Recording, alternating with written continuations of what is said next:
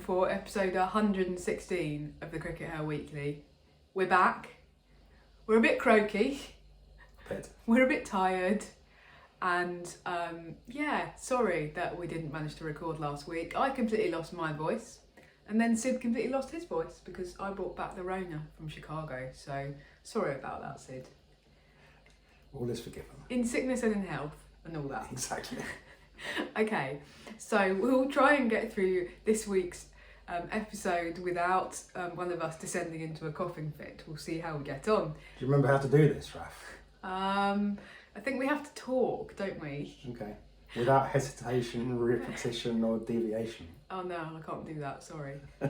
I have to say, I think that we are, or have been in good company though, because it seems like over the last couple of weeks, half of the England team have gone down with COVID, or either COVID or officially, according to the media teams of the media people at the regional teams, illness or unwell, which we know what that means, guys. You really don't need to cover it up.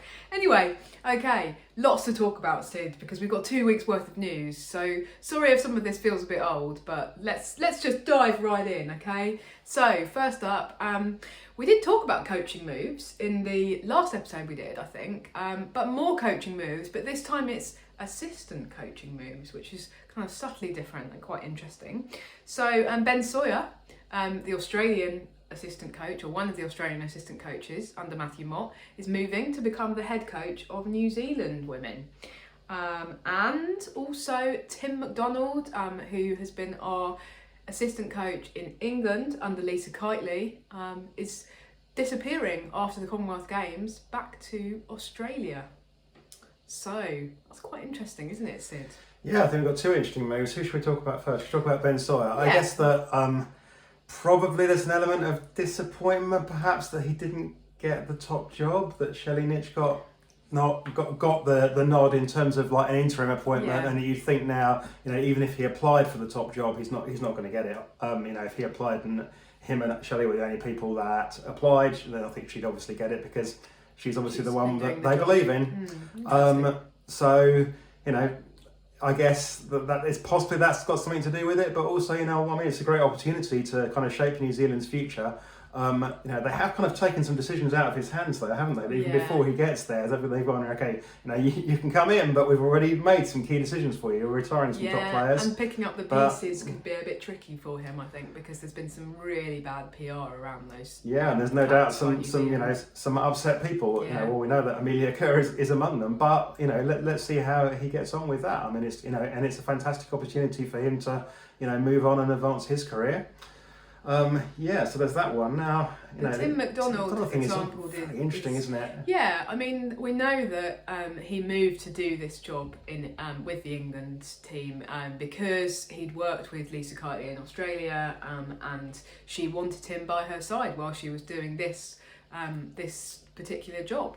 Yeah, I mean, he's been her sort of, I guess sidekick's probably the wrong word, but he's been her loyal assistant for many years now, I believe, and it's going to make it difficult for her because she's going to be used to having him around, used to being able to kind of chew the fat with him and talk through things with him. It takes a long time to build up the kind of relationship where you can have really honest conversations with someone that's your assistant. Someone just coming in, you're always you've got much more of a sort of relationship where you have to kind of be careful about what you say, and whereas someone that you've known for a long time, that you know exactly what you can say to, and you can make mistakes with, and all that kind of stuff. So it's going to make Lisa Keightley's job a little bit more lonely, I'd have thought, and it's going to make it kind of harder for her. But I guess that when you do have a long-term assistant, there's always the risk that that at some point they're going to want to break out and go off by themselves, and that seems to be what's happened here. And he's obviously had an opportunity to return back to Australia and work in a senior job in the BBL, and good luck to him on that. And this is absolutely not me calling for Lisa Keightley's head, but to me, the fact that he's announced that he's going back to Australia after the Commonwealth Games strongly suggests to me that Lisa Keightley herself is not going to be far behind. I think she's I think it's been difficult for her to do this role during the pandemic, not being able to get home as much as she would have liked. It's hard, and in any case, being away from home, but doing it during a pandemic when she's not really been able to see her partner very much, I think that's been very hard. And so I wouldn't be surprised if England are actually going to eventually end up recruiting for a new head coach and a new assistant coach almost at the same time as a team. That's just a possible prediction. Okay, so that's coaching moves. Another big bit of news. Actually, this one's been a bit more recent. This has just been in the last few days, I think, that we've heard this. So Mithali Raj has officially announced her retirement from international cricket. Now, I can't say that this was a surprise. I think it's something that we've been expecting ever since the end of the World Cup. But now she has decided that the time is right for her to announce it. Somebody who is going to be quite strange to actually be following Indian women's cricket without her being a player. She's been playing ever since I've been following women's cricket, ever since you've been following women's cricket. Well, in your second iteration, she wasn't playing back in the 70s. But although she does feel like she's been around forever, I think so. She made her debut in 1999. I mean, that's just a ridiculously lengthy career. It's literally a different century. Yeah, and really has kind of sort of straddled these eras and seen a lot of change in Indian women's cricket. The big one being the introduction of professional contracts in 2016, and arguably she herself has been kind of instrumental in developing a higher profile for women's cricket in India, as well as everything that she's achieved on the field, which has been quite remarkable. So just wanted to start really by kind of slightly paying tribute to her. I think it's been there's been some lovely things written about her, so I won't bang on about it for too long because other people have said some great things. But yeah, fantastic. Yeah, one of the greats of the game, like Jared Kimber, a great piece about how she was such a classical player that she kind of grown up in an era that doesn't exist in men's cricket at all anymore, and to a less and less extent it exists in women's cricket, where people are trained very much from the MCC coaching manual. Her technique is straight out of the kind of coaching that my father might have had at school in the 1940s. It's all straight bats and classical drives, and it's like if you see a sweep, then you shoot it. And that's actually served her really well for most of her international career, but perhaps absolutely, and she remains a beautiful player to watch. But perhaps has slightly held her back more recently as T20 cricket, for example, has evolved into a game where you kind of need to be being slightly more experimental in your shot selection. Yeah, I mean, it's like, I wrote a piece today literally saying you should be scoring off every ball, and saying that was the problem for the Sparks in the 100 final yesterday. The Charlotte Edwards Cup. Edwards Cup final, I'm sorry. But if you're playing that very classical thing, then that very classical thing tells you that there's a lot of balls that you do leave alone and that you don't play, whereas you need to be trying to score off every ball. So yeah, that does remain an issue, and Jared certainly acknowledges that. But I think it's worth reading as a kind of throwback to the classical era, if you like.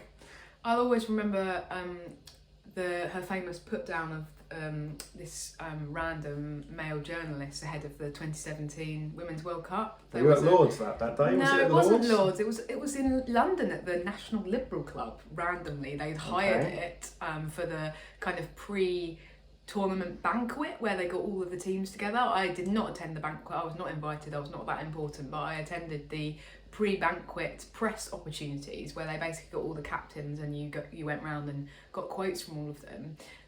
And there was a couple of random blokes who turned up who really had no interest in women's cricket. I guess they may have been sent there by, I think it was an Indian publication, and they said, can you tell us who your favourite men's cricketer is from India? And she just looked at them just totally scathingly, and she just went, would you ask that of a male cricketer? Would you ask him who his favourite female cricketer is? I don't think so. And she didn't answer. And I was just like, yeah, like that's That's what we want to be hearing more of. And I felt like that was actually a little bit of a turning point in terms of Indian women's cricket. Obviously, people talk about that World Cup as being really transformational in terms of Indian women's cricket, because they got to the final, they got all of that publicity. But that moment felt to me like she was trying to push things along and go, hang on a minute, I don't have to put up with this crap anymore. I'm too important for it, but the women's game is too important for it. And maybe there was a little bit of personal ego as well. I think, maybe fair enough to some extent, like you're one of the best players in the world, you're not going to put up with crap in press conferences anymore. So that's going to be one of my abiding memories of her. And they have, of course, named a new captain. Yeah, they've effectively done so, because they've announced their squads for the Sri Lanka games. Yeah. And so Harmanpreet is going to be the captain going forwards. Mm-hmm. Is this a smart move? Well, I know you've got thoughts on this. Opinions. Well, I mean, okay. So I said over a year ago that she should have retired prior to the World Cup. From the perspective of India's prospects, my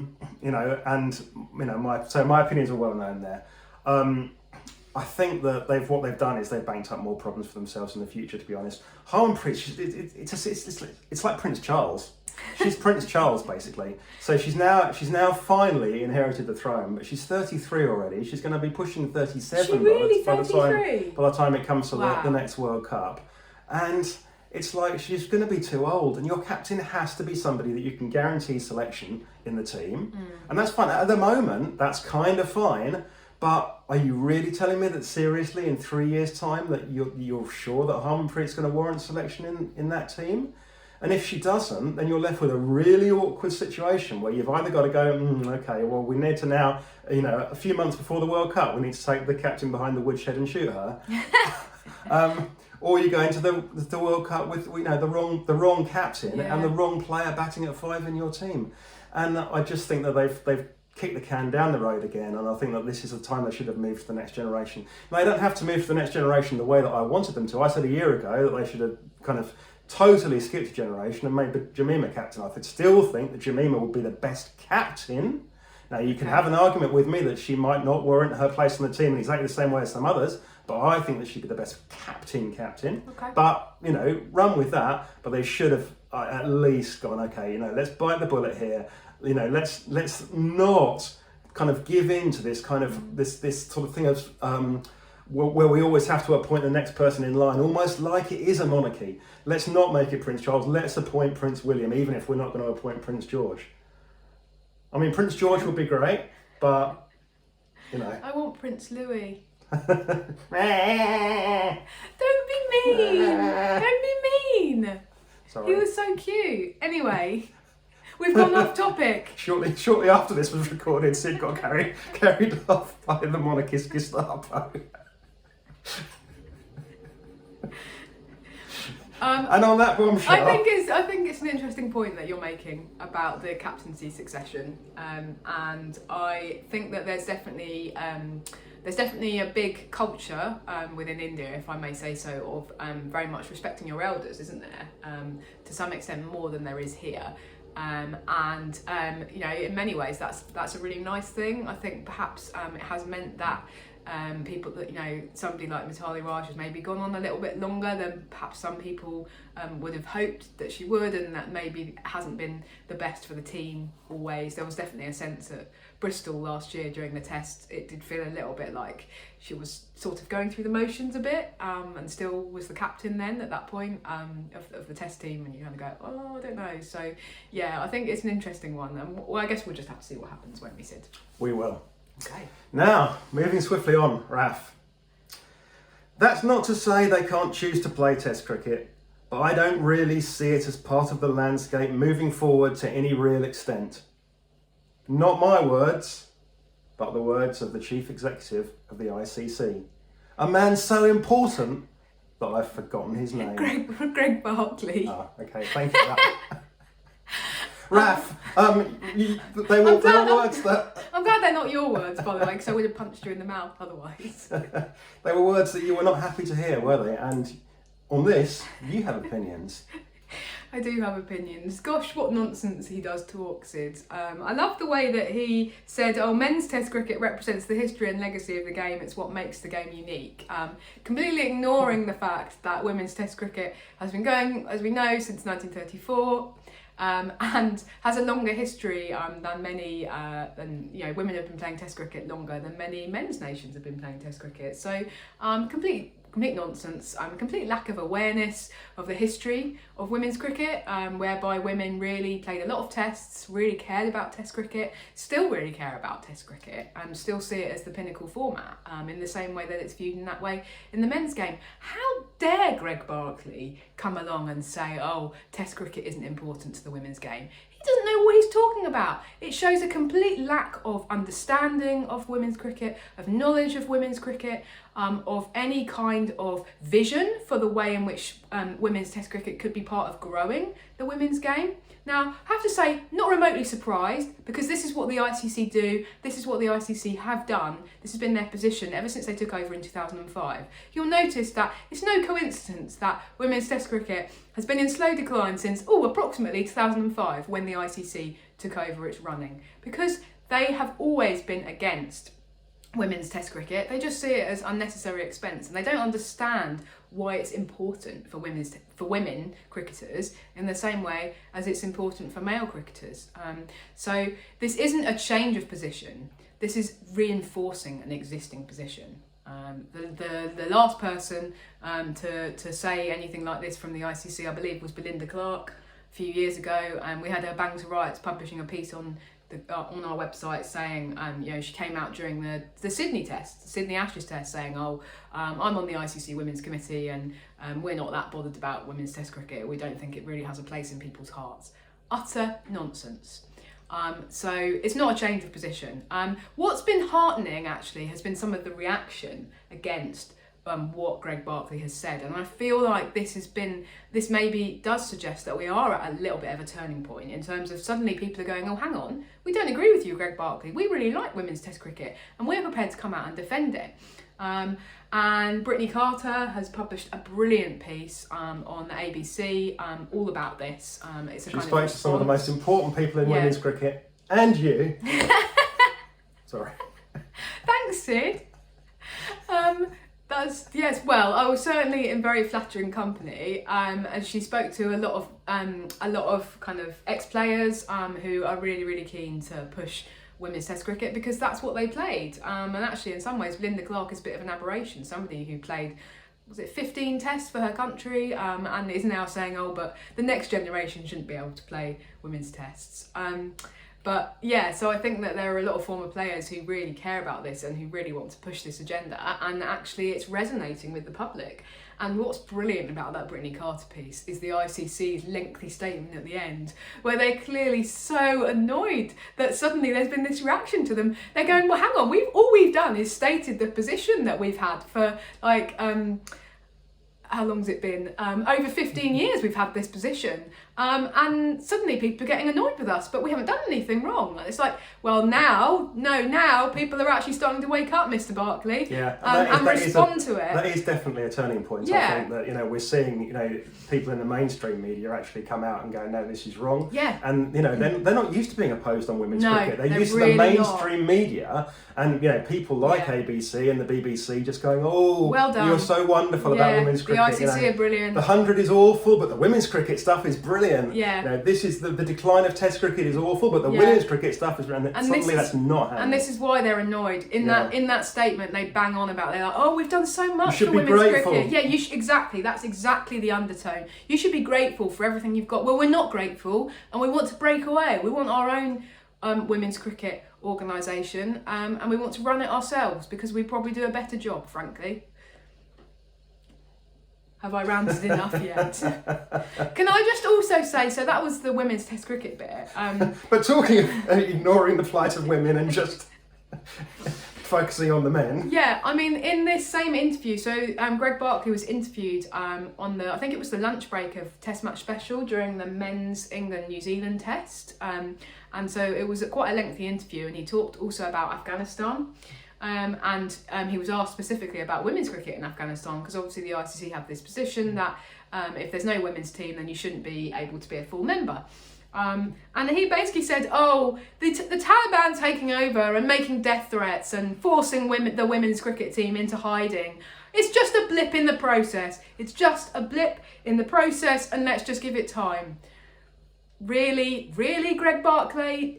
Have you actually paid any attention to what's happening? It's one of two things. Either he hasn't paid any attention to what's happening, which I don't believe, or it's basically the ICC, as we've talked about before, they're washing their hands of it and they're pretending it's not happening. And they're just going, oh, well, we can't get rid of Afghanistan men's cricket because it's a really nice success PR story for us.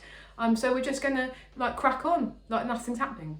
It's a total kind of whitewashing of the situation. Yeah, and we'll leave the women behind. Yeah. We just don't care. Yeah. Very disappointing. Really disappointing. Absolutely pathetic, to be honest. I'm sorry, I am still quite angry about the whole thing, even though the interview was over a week ago now, but I'm going to keep being angry. Okay. Shall we finish on a more positive note? Yes.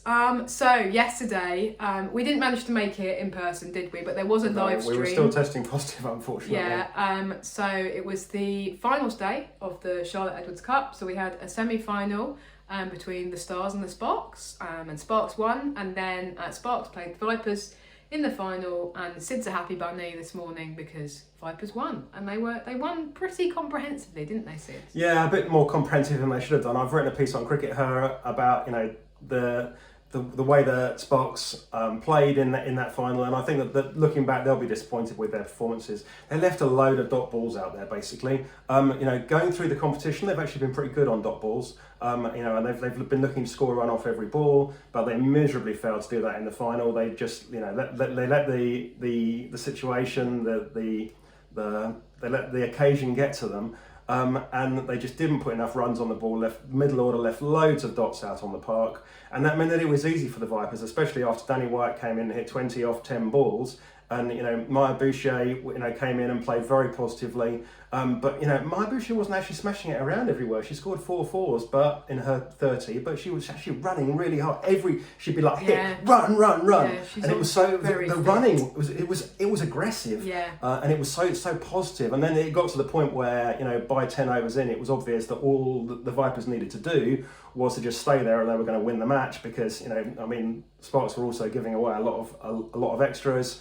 And Charlie Dean came in, and she was clearly just like, well, this is the final. All we need to do is win the match. I just need to stay here. Yeah. And Charlie Dean was quite happy to just knock the ball around, give over the strike when it was a low risk to do so to Ella Mack, who was going, at a more aggressive rate, but she was playing her natural game as well, and absolutely cruised to the win. Not to be honest, if they needed to get the runs in 10 overs, they probably could have done. Ella Mack played really well, actually. Yeah, definitely. I thought that she played very kind of coolly and calmly, which was in marked contrast to the batting that we'd seen in the previous 3 innings, where it just all kind of fell apart in the middle order, as you say. So yeah. So there's now obviously questions being raised about this. So first of all, massive congratulations to Vipers. You can't argue they don't deserve it. They won every single match that they played in the competition, and that is what is raising the questions that are being asked, because people are saying, are Vipers becoming the Australia of the English domestic system, whereby they're just going to win everything, and it's not going to be very competitive. They've now won 3 out of the 4 regional trophies that have been played so far since the new system was established in 2020. You've got to say that they're going to be massive favourites to retain the Rachel Halo Flint Trophy later in the summer, although that's obviously hasn't started yet, so maybe things will go differently, but that's what we're expecting. Is this a concern, Sid? I mean, you're a Vipers fan, you're happy as Larry, so maybe you're the wrong person in to some ask. ways I'm not massively concerned about it from a pure Vipers perspective, but no, look, I do care about the wider game. Initially, this question was raised by Mel Story, who's does some work for the BBC on commentary, and is also a kind of Hampshire Vipers person. She plays club cricket with a lot of these Vipers players. She knows them all really well, but she was still prepared to stand up and ask the question about whether this was damaging the game as a whole. I don't think it is overall, and the reason I don't think it is because I guess the real answer, I don't think it is yet. So that Vipers team, has obviously been very strong so far. But how much of that Vipers team, is down to the kind of what Charlotte Edwards has put in, And once Charlotte Edwards moves on, and she will move on, next year or in 2 years' time. She wants to be an international coach. She wants to coach England. She wants the England job. Good luck to her. Yeah, absolutely. So I think that if Charlotte Edwards leaves, and then say Charlotte Edwards leaves and decides to hand it over to Anya Shrubsole, and then we're talking another sort of 5 or 6 years' time, and they're still winning absolutely everything, then you might want to look at go, okay, well, things are in a situation now where we've only got one team that's winning absolutely everything. And it has to be said, this didn't damage Australia for many years, right? New South Wales won their WNCL for like 20 years consecutively, true. And it didn't really do anybody any harm. So I'm not particularly convinced it's an issue, but more importantly, I really don't see what you do about it. Yeah. We had a fascinating, it's worth it, if you're on Twitter, go to Twitter and have a look at the conversation that was started by Melissa Story, that was also involving some people from Scrum Queens, the rugby website. Yeah. Because they've got similar issues where, you've got the best players all gravitating towards one or two teams. And it's very difficult to address when you're, at the end of the day, most of these players are semi-professional at best. If you've got a player, if you've got Brianna Basher that's, at Hampshire for 5 years, she came up through the Hampshire age group. Brianna Basher gets around. She does. And she's now playing for Vipers. She's bashing it out. And she's on her, her match fee contract. What do you say to her? You say, well, you have to go and live in Manchester now to be able to carry on playing. And she's like, well, but I live with my mum and dad, and you pay me, basically essentially a few £100 a year to do this. We're not talking just about going to matches either. We're talking about training, aren't we? Because if you're attached to a region nowadays, then you are expected to train 2 or 3 times a week. Exactly. And so it's just not feasible when you're not paying these people. If you were paying them $100,000 a year, you go, Brianna, come to Manchester. We'll buy you. We'll literally buy you a flat. And at that point, the ECB can direct people, and they can, they do this with the England players, don't they? To some extent, they've tried not to move people around too dramatically because people, fan bases get attached to players, but they have fairly indiscriminately at some points. Tammy Beaumont has been shifted around between domestic teams. I'm talking back to the KSL days here. Sophia Dunkley famously was moved up north and taken away from every team that she'd ever played for in domestic cricket and put with a whole bunch of people who she didn't really know very well, and I think probably found that quite difficult.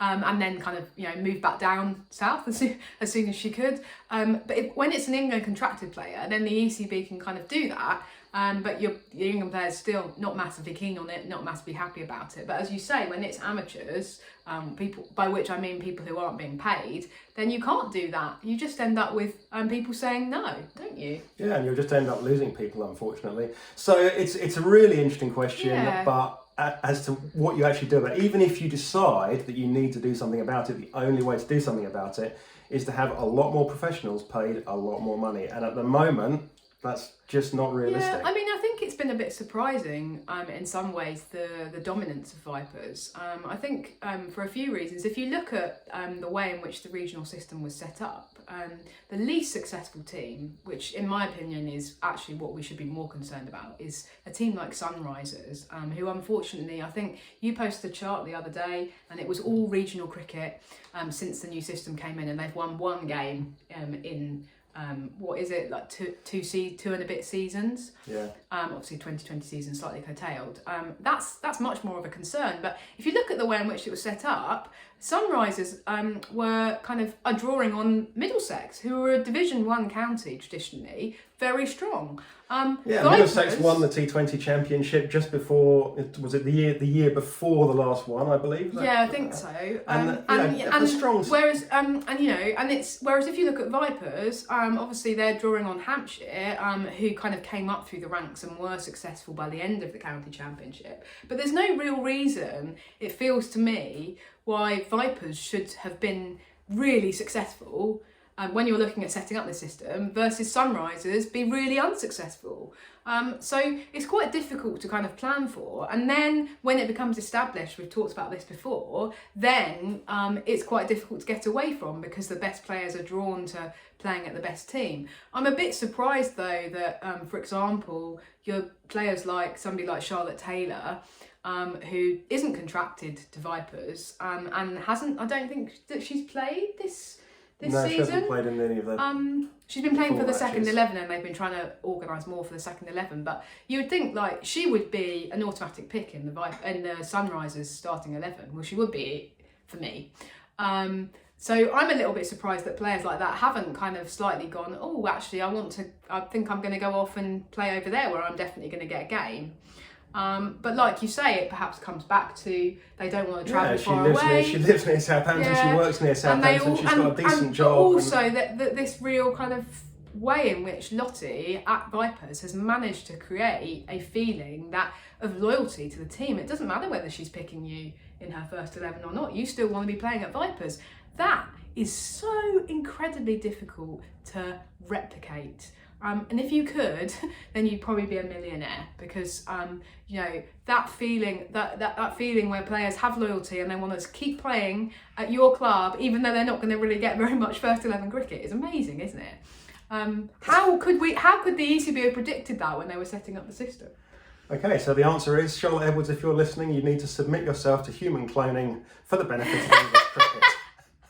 There will then be 8 Charlotte Edwards all around the country. That sounds brilliant. Sounds brilliant, doesn't it?